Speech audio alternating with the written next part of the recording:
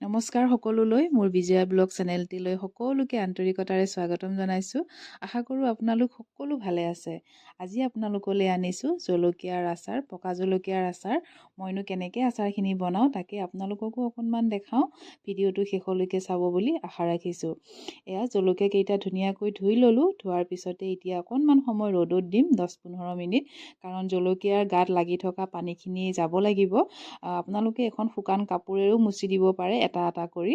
মই ৰ'দ দিছে কাৰণে ৰ'দতে দি থৈ দিওঁ অলপ সময় পানীখিনি যাবৰ কাৰণে। আৰু এতিয়া মই মেলাৰ পিছতে মছলাখিনি ৰেডি কৰি লওঁ।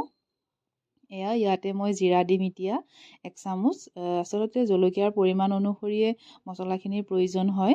ধনিয়াৰ গুটি দিছোঁ 1 চামুচ, আৰু ইয়াতে মই দিম এতিয়া চব 1 চামুচ গোৱামুড়ি, আৰু ইয়াতে দিম আধা চামুচ মই জালুক দিম, কাৰণ এই জলকীয়াটোৰ একেবাৰে জ্বলা নাথাকে।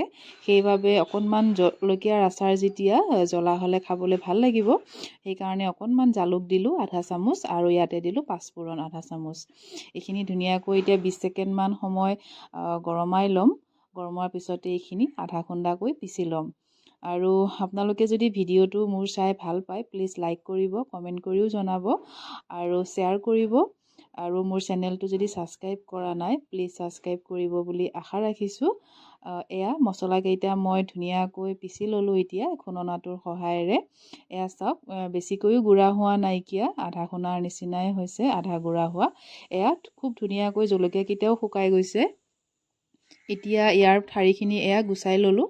গুচোৱাৰ পিছতে এতিয়া মই এখন কেঁচিৰ সহায়েৰে এই জলকীয়াকেইটা ধুনীয়াকৈ ফালি ল'ম। ফালি পেলাই ভিতৰৰ গুটিখিনি উলিয়াই দিম, কাৰণ গুটিখিনি পেলাই নিদিওঁ, এটা বাতিত ৰাখিছোঁ, পিছত প্ৰয়োজন হ'ব গুটিকেইটা।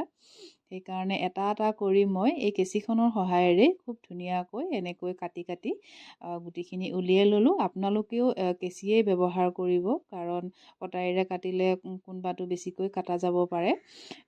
গোটেইখিনি কাটিবও নালাগে, আধা আধা কৰি এনেকৈ কাটি ল'ব। আৰু এটা পেনত মই তেলখিনি গৰমাই ল'লোঁ খুব ধুনীয়াকৈ। তাৰপিছতে গেছটো অফ কৰি দিলোঁ। অকণমান ঠাণ্ডা হোৱাৰ পিছতে মছলাখিনি দি দিছোঁ, আৰু থৈ দিয়া জলকীয়াৰ গুটিখিনিও দিলোঁ, আৰু জোখমতে নিমখ, হালধি, আৰু অকণমান দিম ইয়াতে মই আধা চামুচ ৰেড চিলি পাউডাৰ। যিহেতু জলকীয়াটোত জ্বলা নাথাকে, সেইকাৰণে অকণমান ৰেড চিলি পাউডাৰ ব্যৱহাৰ কৰিছোঁ।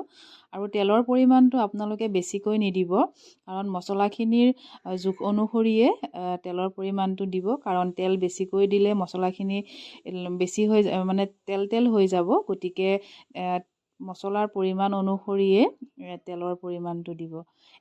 ঠাণ্ডা হোৱাৰ পিছতে এটা এটাকৈ জলকীয়াখিনিৰ ভিতৰত এই মছলাখিনি সুমুৱাব লাগিব, আৰু ঠাণ্ডা হোৱাৰ পিছতে কৰিব, সম্পূৰ্ণ ঠাণ্ডা হোৱাৰ পিছতে। চাওক, এটা এটা কৰি মই গোটেই জলকীয়াকেইটাৰ ভিতৰত মছলাখিনি সুমুৱাই দিলোঁ। আৰু এতিয়া এটা বৈয়াম মই ৰ'দত দি থৈ দিছোঁ। ধুনীয়াকৈ শুকাই গৈছে, আৰু গোটেই জলকীয়াকেইটা মই এই বৈয়ামটোতে ভৰাই থৈ দিম। আৰু ইয়াতে তেল দিয়া নাইকিয়া, গোটেইকেইটা ভৰোৱাৰ পিছতে কেঁচা মিঠাতেল ব্যৱহাৰ কৰিলেই হ'ব, আৰু তেলখিনি বেছিকৈ ইয়াতে ভৰাই দিম। আৰু ইয়াতে নেমুৰ ৰস বা ভিনেগাৰ দিব লাগিব। ভিনেগাৰ আছে কাৰণে মই ইয়াতে ভিনেগাৰে দিম 1 চামুচ। আপোনালোকে নেমুৰ ৰসো দিব পাৰে 1 চামুচ, বা ভিনেগাৰো দিব পাৰে, এবিধ দিলেই হ'ব। আৰু হৈ গ'ল, জলকীয়াৰ আচাৰ হৈ গ'ল ৰেডি। খুব খাবলৈ সোৱাদ হয়। আপোনালোকে যদি এনেকৈ বনাই খোৱা নাই, বনাই খাই চাব, খাবলৈ খুব সোৱাদ পাব। আৰু 3-4 দিন ৰ'দত দিয়াৰ পিছতে আচাৰখিনি খাবলৈ ৰেডি হৈ যাব। আৰু মাজে মাজে ৰ'দত দি থাকিলে আচাৰখিনি বহুদিনলৈকে ভালে থাকে। ধন্যবাদ সকলোলৈ ভিডিঅ'টো শেষলৈকে চোৱাৰ বাবে। আকৌ লগ পাম নতুন ভিডিঅ' এটাৰে। ধন্যবাদ।